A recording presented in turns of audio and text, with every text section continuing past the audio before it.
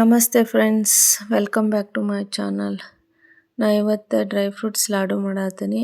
ಅದಕ್ಕೆ pumpkin seeds, ಆಮೇಲೆ almond, cashew, ಶೇಂಗಾ, ಗ್ರೇಪ್ಸ್, ಹುರ್ಗಡ್ಲೆ ಮತ್ತು ಫ್ಲ್ಯಾಕ್ಸ್ ಸೀಡ್ಸ್, ಆಮೇಲೆ ಸೀಸಮ್ ಅಂದ್ರೆ ಬಿಳಿ ಎಳ್ಳು, ಮಖಾನ ಎಲ್ಲ ತೊಗೊಂಡನಿ.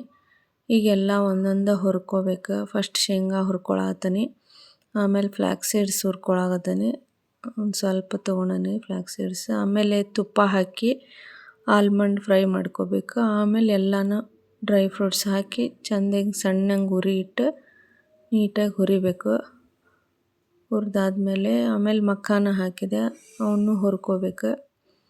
ಅವನು ಹುರ್ಕೊಂಡ್ಮೇಲೆ ಈಗ ಆಯ್ತು, ಎಲ್ಲ ಹುರ್ಕೊಂಡಿದ್ದಾಯಿತು. ಈಗ ಗ್ಯಾಸ್ ಆಫ್ ಮಾಡಿ ಫಸ್ಟ್ ಅದು ತಣ್ಣಗಾಗಕ್ಕೆ ಒಂದು ದೊಡ್ಡ ತಟ್ಟೆ ಒಳಗೆ ಟ್ರಾನ್ಸ್ಫರ್ ಮಾಡ್ಕೊಳತ್ತೀನಿ. ಅದು ಗ್ರೈಂಡ್ ಮಾಡೋಕೆ ಸ್ವಲ್ಪ ತಣ್ಣಗಾಗಬೇಕು. ಅದಾದಮೇಲೆ ಮತ್ತು ತುಪ್ಪ ಹಾಕಿ ಡೇಟ್ಸನ್ನು ಫ್ರೈ ಮಾಡ್ಕೊಳತ್ತೀನಿ.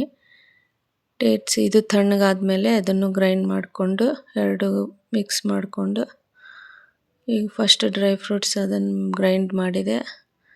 ಆಮೇಲೆ ಇದಕ್ಕೆ ಡೇಟ್ಸ್ ಅದು ಗ್ರೈಂಡ್ ಮಾಡ್ಕೊಂಡಿದ್ದು ಮಿಕ್ಸ್ ಮಾಡಿ ಆಮೇಲೆ ಲಾಡು ರೆಡಿ ಮಾಡ್ಕೋಬೇಕು.